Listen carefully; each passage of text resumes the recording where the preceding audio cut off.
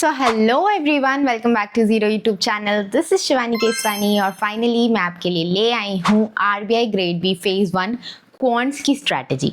तो यहाँ पे मैं आपको बताऊंगी कि क्वांट्स में ट्रिमेंडस स्कोर आप कैसे कर सकते हैं, बहुत कम एफर्ट्स डाल के, मतलब बहुत कम टॉपिक्स पढ़ के आप अच्छा खासा स्कोर कैसे कर सकते हैं। मैंने खुद थ्रू आउट द ईयर्स किया है। 11.5 मेरा लास्ट स्कोर रहा था। आउट ऑफ 30 11.5 मेरा स्कोर रहा था और ये काफ़ी अच्छा स्कोर होता है। जो क्वांट्स पढ़ते हैं उनको पता होगा।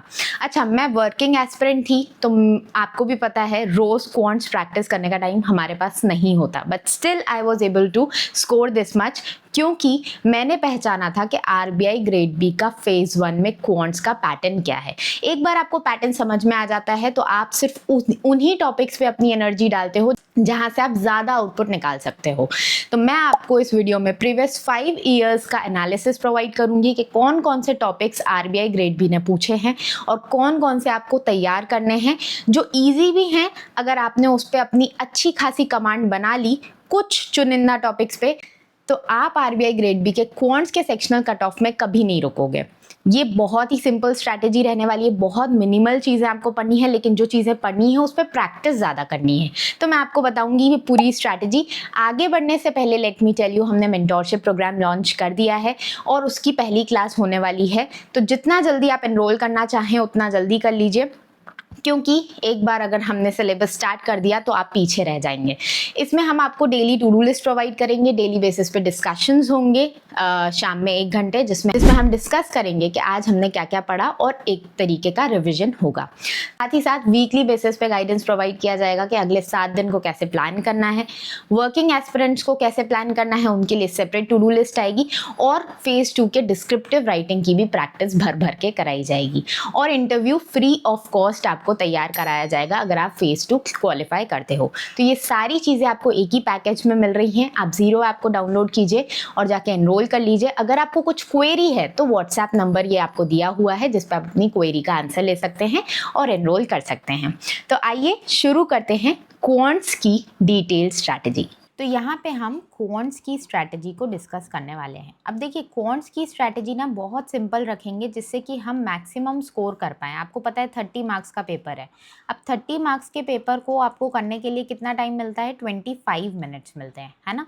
अब 25 मिनट्स में आपको भी पता है कि 30 आउट ऑफ 30 आप क्वेश्चंस नहीं कर सकते हैं, क्योंकि क्वेश्चंस का जो लेवल होता है वो हाई होता है। मतलब आपके जितने भी क्वेश्चंस हैं वो मॉडरेट टू हाई के कैटेगरी में रहते हैं। हाँ, लेकिन एक चीज़ मुझे बोलनी पड़ेगी कि 2025 का जो एग्ज़ाम था उसमें आपको थोड़े से इजी लेवल के भी क्वेश्चंस मिले थे, मतलब इजी टू मॉडरेट लेवल के भी काफ़ी सारे क्वेश्चंस थे। इस वजह से आपकी कट ऑफ भी आपको देखने मिली कि थोड़ी सी इंक्रीज़ हो गई और बच्चे ज़्यादा भी अटेम्प्ट कर पाए थे। तो इस साल क्या ट्रेंड रहने वाला है? इस साल ईजी पेपर आएगा या मॉडरेट आएगा या हार्ड आएगा, ये हमें पता चलेगा पिछले 5 साल के ट्रेंड्स को एनालाइज करके। अच्छा, यहाँ पे ना आपको प्रैक्टिस बहुत सारी करनी पड़ेगी। तो एक सही मॉक टेस्ट से अगर आप प्रैक्टिस करेंगे तो वो आपको बहुत हेल्प करेगा और साथ ही साथ आपकी फेज़ 1 और फेज़ 2 की प्रिपरेशन साथ में करने के लिए सीजीबी मेंटोर्स का आप कोर्स चेकआउट कर सकते हो। मैं लिंक आपको डिस्क्रिप्शन बॉक्स में दे दूँगी। बेसिकली यहाँ पे ना आपको क्वांट्स का तो मिलेगा ही मिलेगा कि क्वांट्स में कैसे क्या चीज़ें पढ़नी हैं, आपको प्रैक्टिस कराई जाएगी, लेक्चर्स मिलेंगे, साथ ही साथ मॉक्स भी मिलेंगे, फेज़ 1 के भी मिलेंगे, फेज़ 2 के भी मिलेंगे और आपको पूरा फेज़ 2 का डिटेल्ड कोर्स मिल जाएगा जो बहुत ही कंसाइज है आपको और बहुत जल्दी आप इसको कंप्लीट कर सकते हो। तो अगर आपने बिल्कुल तैयारी अभी शुरू भी की है तो भी आप इस कोर्स को लेके अपनी तैयारी को नए लेवल पे ले जा सकते हैं और ख़त्म कर सकते हैं बेसिकली। क्योंकि कई बार क्या होता है, दूसरे जो भी कोर्सेज मार्केट में अवेलेबल हैं वो इतने लॉन्ग हैं, इतने लेंदी हैं कि आप उसको कवर कर ही नहीं पाओगे। लेकिन सीजीबी मेंटोर्स आपको प्रोवाइड कर रहे हैं इतना ज़्यादा इजी लैंग्वेज में और कंसाइज आपको बिल्कुल कंटेंट देते हैं जिसको आप ख़त्म भी कर सकते हो और मल्टीपल रिविजन्स भी कर सकते हो, क्योंकि इस एग्ज़ाम में मेन जो फोकस होने वाला है वो रिविजन्स का ही होने वाला है। आप जितनी बार रिवाइज करोगे उतना जल्दी आप क्वेश्चन पेपर अटेम्प्ट कर पाओगे रियल एग्ज़ाम में। ठीक है, तो हम प्रॉपरली एनालाइज कर लेते हैं। उसके बाद मैं आपको बताऊंगी कि क्या आपकी स्ट्रैटेजी रहनी चाहिए, क्योंकि देखिए आपको भी पता होना चाहिए कि क्वांट्स में मैं कैसे मिनिमम टाइम देके, मतलब मैं देखिए पूरा दिन क्वांट्स नहीं पढ़ सकता, ऑब्वियसली मुझे जीए पढ़ना है क्योंकि वो 80 नंबर का है। ठीक है, साथ ही साथ फेज़ 1 जो है वो आपका क्वालिफाइंग है, फेज़ 2 में जो नंबर आने वाले हैं वो मेरी मेरिट लिस्ट में ऐड होने वाले हैं, तो मुझे उसका भी प्रेपरेशन साथ साथ में करना पड़ेगा, राइट। अब देखिए, आप अगर सारी चीज़ें साथ में मैनेज नहीं कर पा रहे हैं तो आप हमारे मेंटोरशिप का सहारा ले सकते हैं, क्योंकि उसमें हम आपको सारी चीज़ें खुद बताएंगे कि आपको क्या क्या पढ़ना है आज के दिन में, और उसका डेली बेसिस पे हम रिविजन भी कराएंगे, ठीक है। और साथ ही साथ आपका जो डिस्क्रिप्टिव वाला पार्ट है, जो फेज़ 2 का मोस्ट इंपॉर्टेंट पार्ट है, 200 आउट ऑफ 300 क्वेश्चंस, जो नंबर है, जो स्कोर है आपका 200 आउट ऑफ 300, आपका पेपर फेज़ 2 का जो है वो डिस्क्रिप्टिव का होने वाला है। तो फेज़ 2 में जो डिस्क्रिप्टिव की है वो प्रैक्टिस हम आपको कराने वाले हैं इसी मेंटोरशिप के अंडर। तो अब मुझे कैसे कम से कम टाइम देके क्वांट्स में अच्छे नंबर लेके आने हैं, उसकी स्ट्रैटेजी मैं आपको यहाँ पे बताने वाली हूँ। सबसे पहले देखिए, हम देखते हैं कि ये एनालिसिस हमारा क्या बोलता है। अब देखिए, 2021 का पेपर है ये। 2021 में पहली बार पैटर्न चेंज हुआ था। आपका 2019 तक पैटर्न कैसा चलता था, जो आपका फेज़ 2 हुआ करता था, फेज़ 2 फुल्ली ऑब्जेक्टिव हुआ करता था, और उसके बाद सीधा 2021 में पेपर हुआ था, कोरोना की वजह से 2020 में नहीं हो पाया था, और उसमें आपका फेज़ 2 डिस्क्रिप्टिव प्लस ऑब्जेक्टिव कर दिया गया था। ये बड़ा चेंज आया था, और इंटरव्यू की भी जो मार्क्स हैं वो बढ़ा के आपके 50 से 75 मार्क्स कर दिए गए थे, ठीक है। ये चीज़ तो आपको पता ही है। अब इसमें ना आपको 2021 के पेपर में फेज़ 1 में भी डिफरेंस आपको नज़र में आएगा, क्योंकि आपका फेज़ 1 जब आप 2019 का पेपर देखेंगे तो काफ़ी इजी लेवल का पेपर आया करता था, जैसा आपका बाकी बैंक एग्ज़ाम्स आते हैं उसी लेवल का पेपर आपको देखने मिलता। लेकिन 2021 से आप देखेंगे कि फेज़ 1 भी काफ़ी डिफ़िकल्ट हो गया, चाहे आप क्वांट्स की बात करें, चाहे आप रीजनिंग की बात करें। रीजनिंग पे भी मैं एक सेपरेट वीडियो लेके आऊँगी, जिसमें मैं आपको बताऊँगी कि रीजनिंग किस तरीके से लोगों की सेक्शनल कट ऑफ नहीं निकल पाती है, और उस वजह से उनको उनकी फेज़ 2 की चाहे कितनी अच्छी तैयारी हो, लेकिन फेज़ 1 नहीं निकलने की वजह से वो आउट हो जाते हैं। तो अभी हम सबसे पहले बात करते हैं कि 2021 में पेपर जो पहली बार सबसे टफ पेपर देखने को मिला था वो किस तरीके का आया था। आपको DI दिख रही है यहाँ पे, DI का सबसे ज़्यादा वेटेज आपको दिख रहा है 7 नंबर का, और यहाँ पे डेटा सफिशिएंसी का 8 नंबर का वेटेज दिख रहा है। अब देखिए, ये जो DI और डेटा सफिशिएंसी है ना, ये काफ़ी पूछा जाता है। अब डेटा सफिशिएंसी में आपको भी पता है कि 3 ऑप्शंस रहते हैं, तीनों में सेपरेट आपके कंसेप्ट पूछे जाते हैं, अर्थमेटिक के कंसेप्ट पूछे जाते हैं। किसी में आपका परसेंटेज पूछ लिया, किसी में एवरेज पूछ लिया, किसी में रेशियो प्रोपोर्शन पूछ लिया, किसी में प्रॉफिट एंड लॉस पूछ लिया। इस तरीके के क्वेश्चंस आपको देखने मिलते हैं DS में, है ना। एक क्वेश्चन में आपके 3 कंसेप्ट चेक होते हैं। लेकिन वहीं पे DI की बात करें तो DI नॉर्मली अगर आप देखेंगे तो डूएबल होती है, काफ़ी डूएबल होती है। और DI ना आपका वेटेज DI पे हम एनालिसिस करें तो 7 नंबर का आपका 2021 में आया था, 15 नंबर का 2022 में आया, 15 नंबर का 2023 में आया, और उसके बाद जब हम देखेंगे 17 नंबर का 2024 में आया, 13 नंबर का 2025 में आया। मतलब हाईएस्ट वेटेज 17 नंबर और लोएस्ट वेटेज आपका 7 नंबर का था, वो भी सिर्फ एक ही साल में।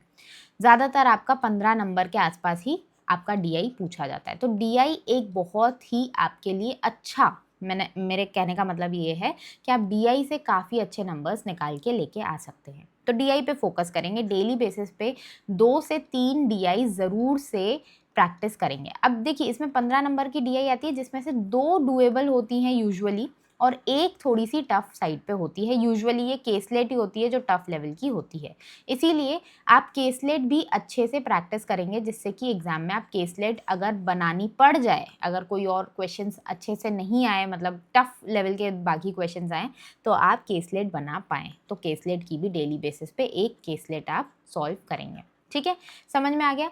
आगे बढ़ेंगे नंबर सीरीज़ और क्वाड्रेटिक, 2 ऐसे टॉपिक हैं जो आपके स्पीड मैथ्स के टॉपिक हैं, और स्पीड मैथ्स के ये टॉपिक आपके एग्जाम में आते हैं। 3 नंबर 1 नंबर, यहाँ पे आप नंबर सीरीज़ 3 नंबर 4 नंबर, यहाँ पे आप देखेंगे 3 नंबर 2 नंबर, ठीक है। 5 क्वेश्चंस यहाँ पे आ गए, 3 नंबर, और यहाँ पे क्वाड्रेटिक था ही नहीं 2024 में। यहाँ पे 4 नंबर 4 नंबर। मतलब आप एक चीज़ नोट कर पा रहे होंगे कि जो नंबर सीरीज़ है, नंबर सीरीज़ से आपके 3-4 नंबर के क्वेश्चंस आते ही हैं, ये फिक्स है, ये फिक्स है। और ये इजी वाला टॉपिक होता है, इजी टू मॉडरेट लेवल के क्वेश्चंस आते हैं। अगर आप, मैं बोलूँ कि एक क्वेश्चन ऐसा हो सकता है कि हार्ड लेवल का आ जाए, जो आप नहीं पकड़ पाएँ, जिसका पैटर्न आप नहीं डिकोड कर पाएँ, लेकिन बाकी सारे आप आराम से कर लेंगे। तो अगर आप 2 से 3 नंबर भी इसमें टारगेट करें तो कुछ बुराई नहीं है।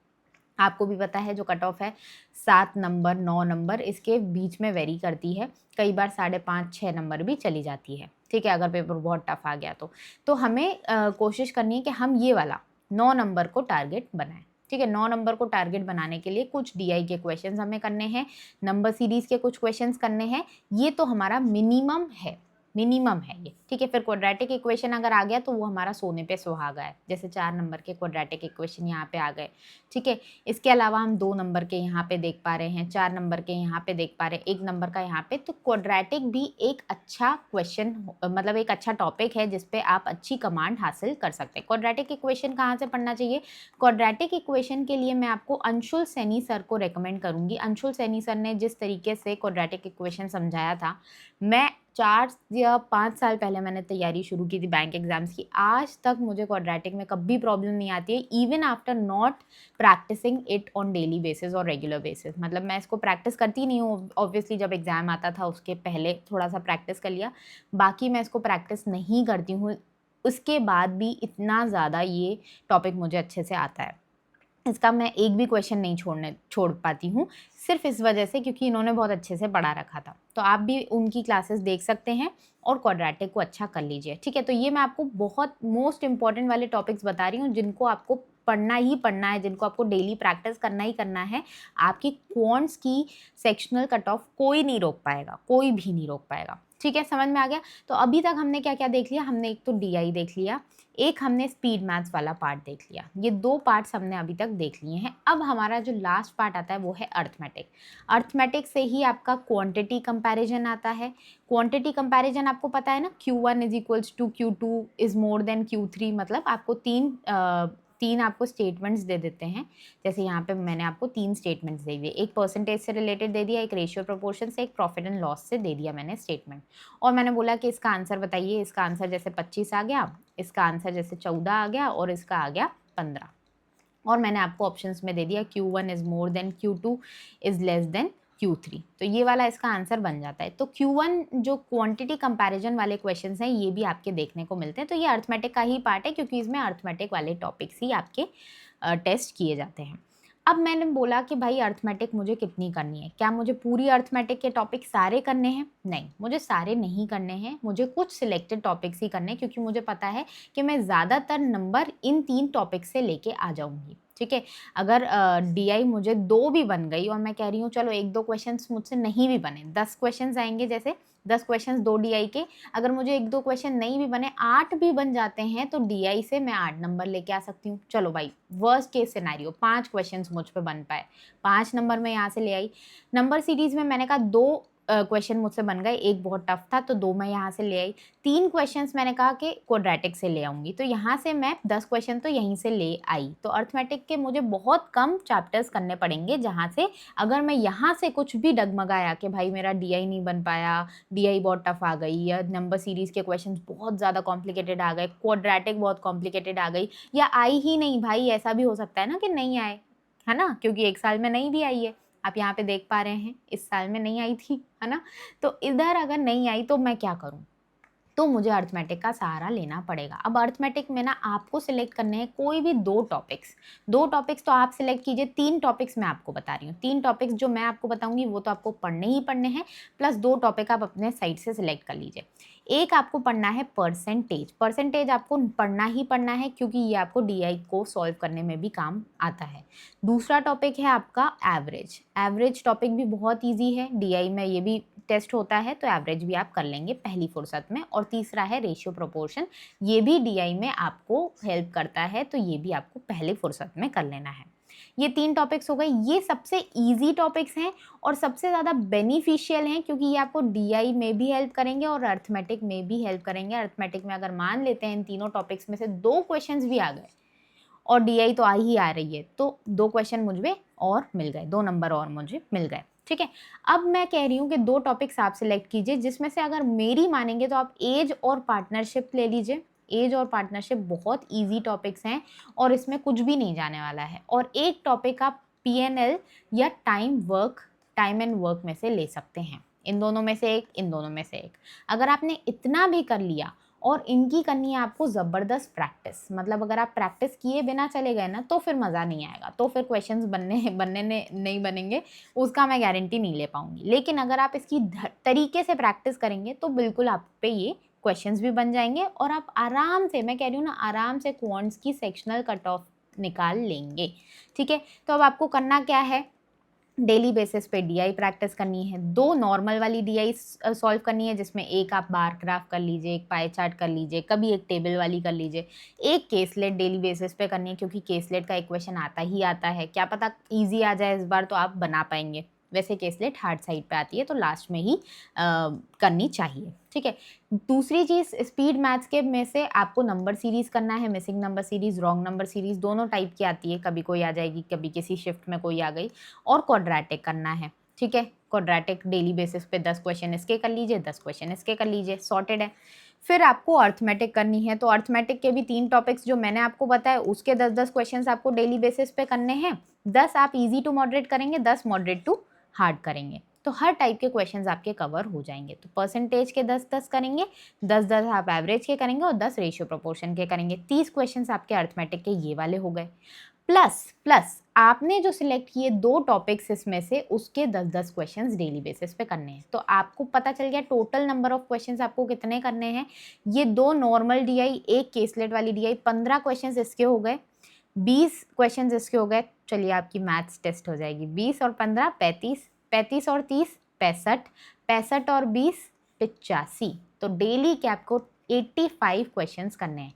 अब आप मुझसे बोलेंगे कि मैम 85 क्वेश्चंस, आप बोल रहे हो कि हमें तो जीए भी करना है, हमें ईएसआई एफएम भी करना है, फेज़ 2 का हमें डिस्क्रिप्टिव भी करना है, तो हम फिर क्वांट्स को इतना टाइम कैसे देंगे, 85 क्वेश्चंस कैसे करेंगे। बात आपकी सही है कि 85 क्वेश्चंस को तो करने में टाइम लगेगा, तो हम इसकी स्ट्रैटेजी कैसे बनाएंगे कि हम इसको ऑल्टरनेट डेज पे करेंगे। ऑल्टरनेट डेज पे आप 85 क्वेश्चंस करेंगे और ये आपका रेडी हो जाएगा, क्योंकि दूसरे ऑल्टरनेट डे जो बचेगा उस पर हमें रीजनिंग को लेना पड़ेगा। तो डेली का आप 1.5 आवर भी इस सब्जेक्ट को दे रहे हैं तो बहुत अच्छा रहेगा।